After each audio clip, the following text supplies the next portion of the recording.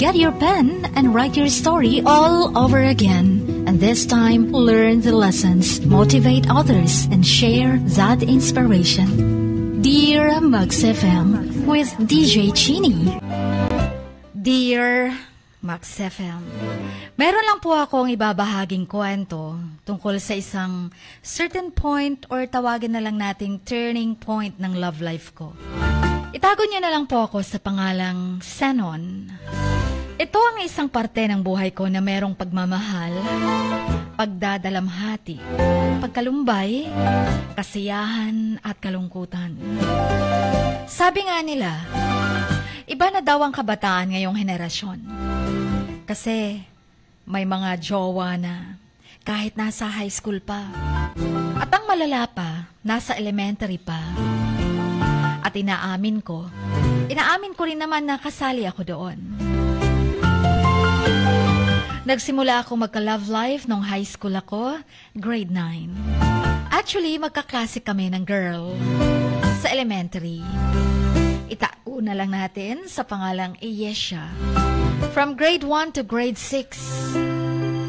Kaya, medyo meron na kaming pagkakakilanlan sa isa't isa. One day, nagpa-convert siya sa religion namin nung kami ay grade 7 na. Kung saan ako nagsisimba. Siyempre, nagtaka talaga ako at na-curious. Ganyan naman ata ang magiging reaksyon kasi parang meron lang transfer student sa pinasukang room sa paaralan. Pagkaraan ng isang taon, ay tila di ko na siya nakikitang nagsisimba. Nagtataka ako ulit at napatanong sa isip ko, bakit ba di ko na siya nakikita sa pagsimba? Napakunot na lang ang kilay ko. Pagkatapos ng mga ilang linggo pa, ay naisipan kong tanungin siya gamit ang messenger. Tinatanong ko at kinukumusta siya at inaalam ko kung bakit di ko na siya nakikitang nagsisimba. Gusto ko lang malaman ang dahilan. Baka kasi may problema lang. At para makatulong na rin bilang isang kasamahan sa isang relihiyon. Halos sa kagabi, pumupunta ako sa internet shop. Wala kasi akong cellphone noon dahil na rin sa hirap ng buhay at pinapaaral pa sa kolehiyo ang nakakatanda naming kapatid na babae. Kinukumusta ko na siya na para bang iistorbo na ang dating ko. Dahil palagi akong nagchat-chat sa kanya. Pero bihira lang ako nakakatanggap ng mga reply niya. And then pagkaraan ng isang taon, eto na, parang may nangyayaring maganda sa buhay ko. Nakumbinsi ko siyang magsimba, kaya nakikita ko na siya sa pagsamba at doon na rin nagsimula ang pagpapalitan namin ng mensahe sa messenger app. Hanggang sa nahulog ako at nanligaw ako sa kanya. Mga ilang buwan ay sinagot niya rin ako. Sa mga panahon na yon ay feeling ko ako na yung isa sa pinakamasayang tao sa mundo. Dahil sa nagsisimba na siya at naging jowa ko na rin siya. Gabi-gabi akong pumupunta sa internet shop para makapag-online sa Facebook app. Para makausap at makamusta siya. Doon ko rin naalaman na sila pala ay marangya ang kanilang buhay. Dahil siya ay nasa mataas na uri ang trabaho ng papa or ng papa niya. Nagkaroon ako ng cellphone pero keypad touch yung merong ka pang mga pipindutin para makapag-text at makakall. Di tulad ng mga smartphones na touch screen. Kung tawagin, na kailangan lang mag-swipe at pindot sa screen ay okay na. Throughout sa relasyon namin hanggang tumatagal, ay nagiging toxic kami sa isa't isa. Isa na rin sa dahilan ay ang pagiging mataas ng pride. Walang nagpapakumbaba. Inaamin ko rin naman na ako yung pinakamay kasalanan sa amin. Naalala ko pa noon na mayroong isinagawang camping sa school namin. At pagkagabi ay may tinulungan akong babaeng nadapa. Itago na lang natin sa pangalang Kabi. Schoolmate ko din ito. Pagkakinabukasan, nilapitan ako at pinasalamatan. At doon na rin nagsimula ang pagkakaibigan namin. Hanggang sa meron ng truth or dare na naganap. At ang dare doon ay hahawakan ko ang kamay ng ilang segundo. At ako rin naman na batang parang walang muwang sa mundo, ay tinanggap ko rin ang dare na yon. Ewan ko ba anong nasa isip ko ng mga panahong yon. Pagkatapos ng camping namin, nalaman ito ng jowa ko. At syempre, ano pa ba ang gagawin pag nahuli? Ay abay mag-aaway talaga. Meron din siyang mga sariling problema na nilalabanan na di ko alam ang iba.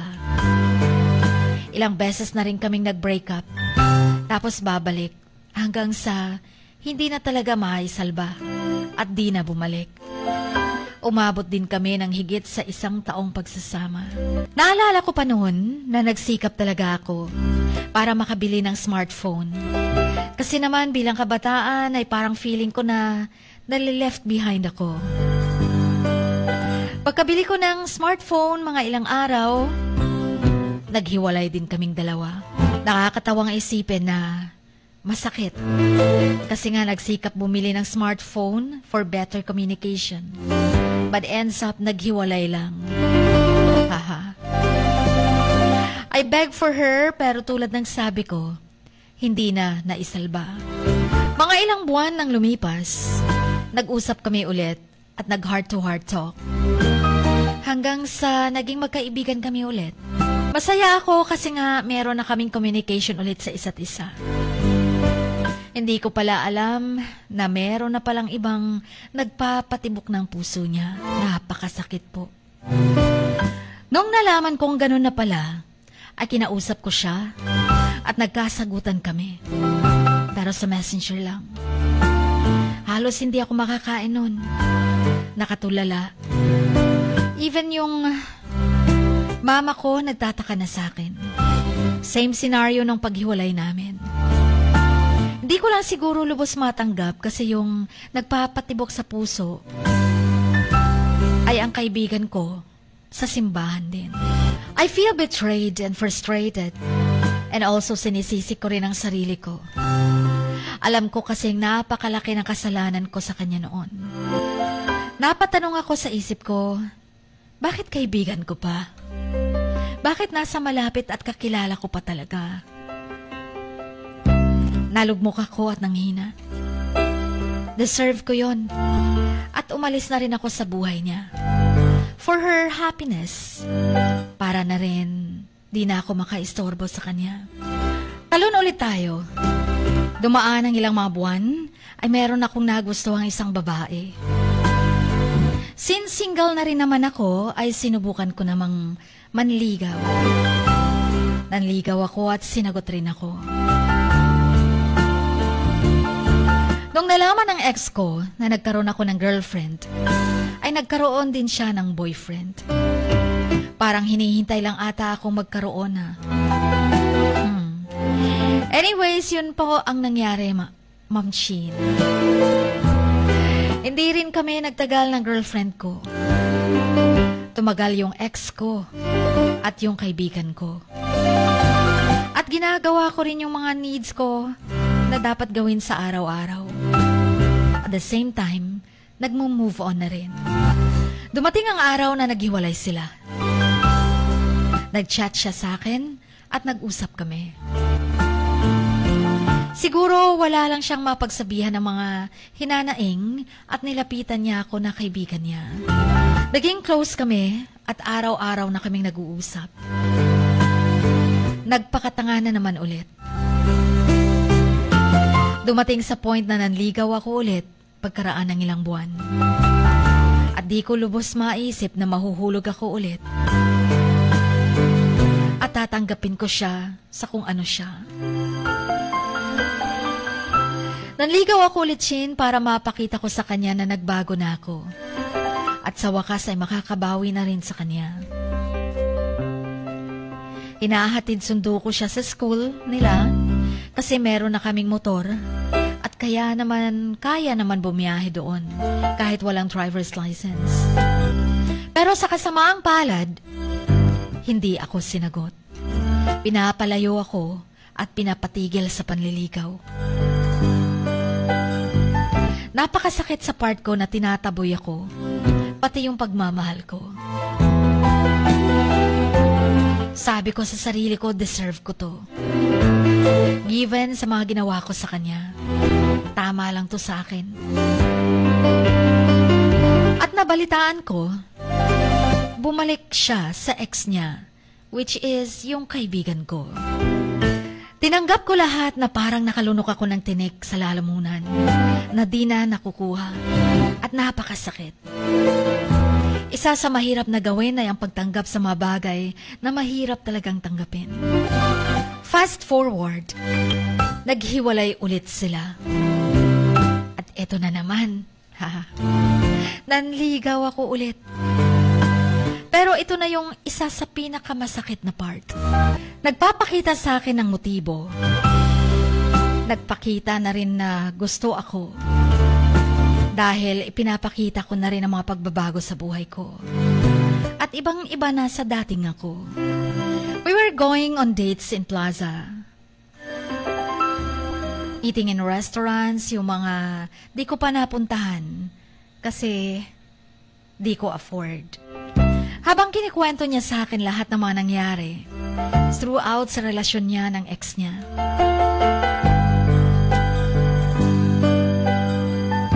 Para akong napapaiyak at nasabi ko talaga sa sarili ko na I'll treat her better.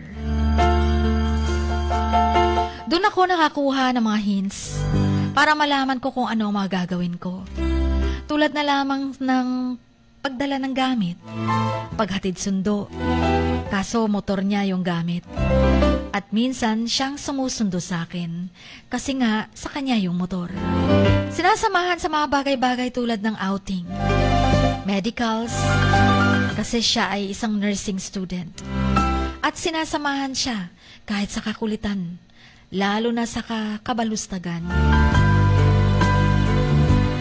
Isa lang yung problema ko talaga sa buhay. At yun ay, mahirap lang ako at walang pera. Meron naman, pero di gaanong kalaki. At galing din naman sa ipon ko. At nanlilibre din naman ako pag may pera ako. Or nag-chip in lang kami.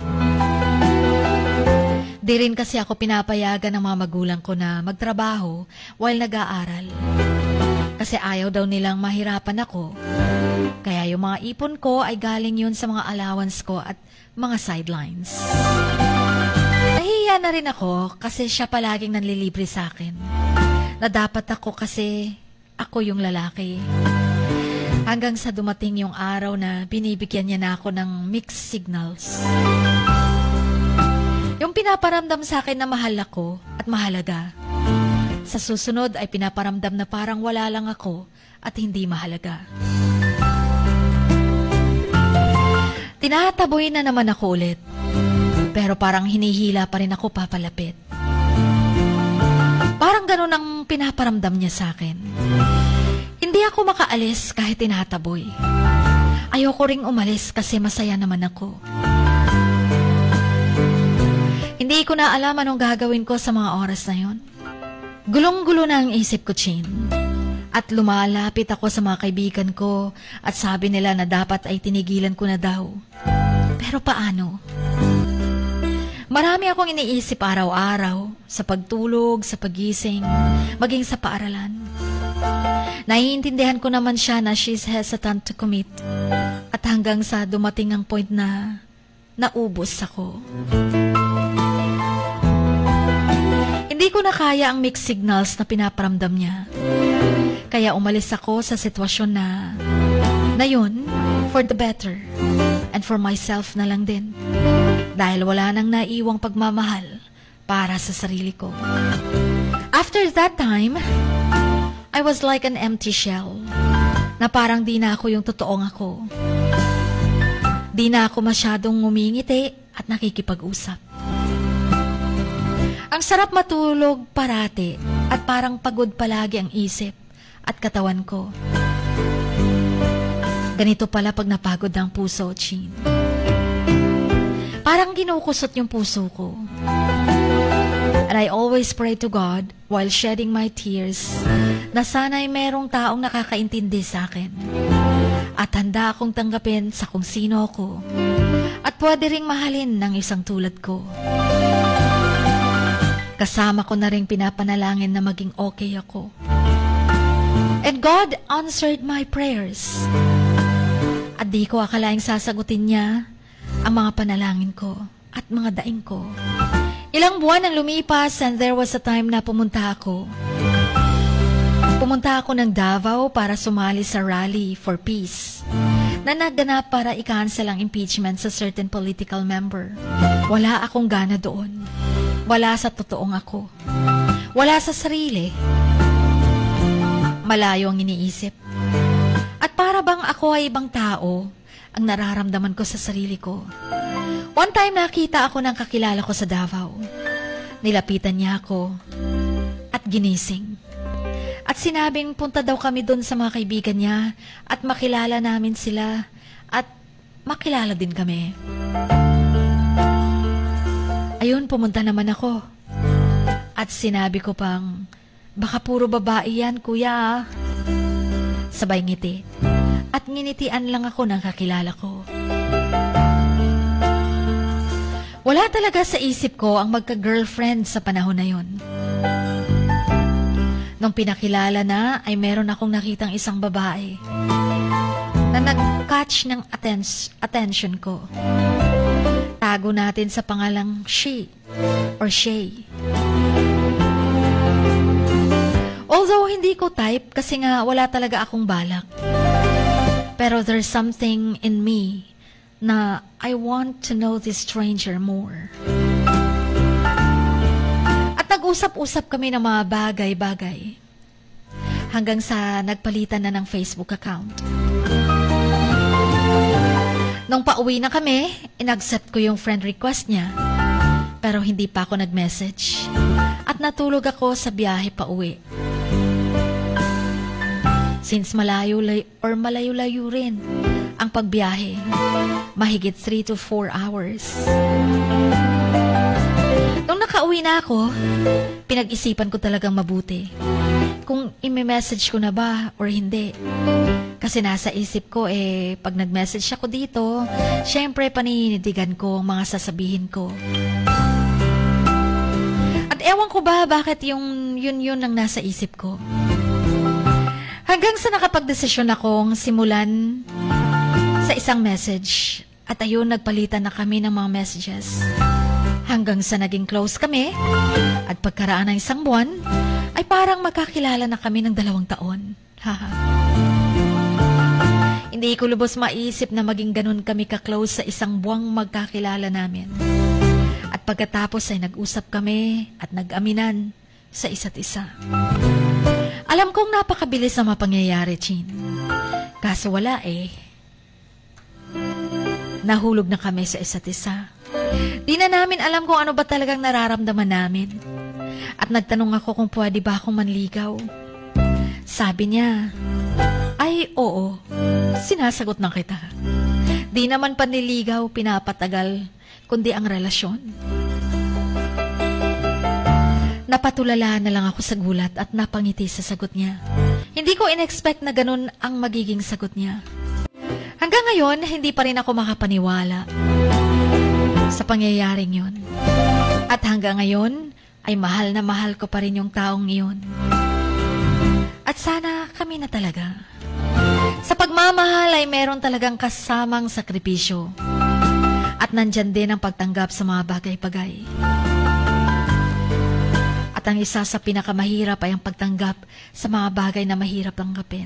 Hurts a lot and reality is hard to accept. God bless you all. Ang inyong kamags. Truly yours. Sanon.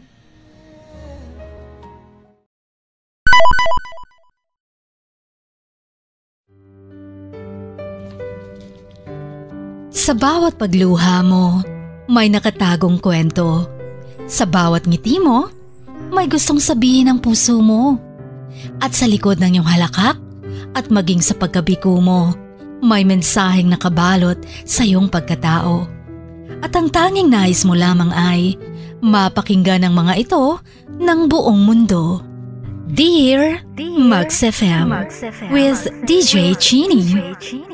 Life has got all those twists and turns. Stand up for what you believe in. What lies behind you and what lies in front of you pales in comparison to what lies inside of you. Dear Max FM with DJ Chini. Sabi nga nila, ang pagsusulat kapag masyado mong diniinan hanggang sa susunod na pahina ay nagmamarka. Katulad ng pagmamahal, kapag masyado mong ibinigay ang lahat, yung sakit na gawa ng nakaraan, dala pa rin hanggang kasalukuyan. Dear Max FM, you own your story and you are the author of your own book of life. Don't let others write your script, but let others hear your story and make them inspired. Kaya sumulat na, maging bahagi ng aming programa, Dear Max FM with DJ Chini, tuwing Lunes hanggang Biyernes, 1:00 hanggang 3:00 ng hapon sa Max News FM, Sock Sargent. Love, life, and lessons from the past, only at Dear Max FM with DJ Chini.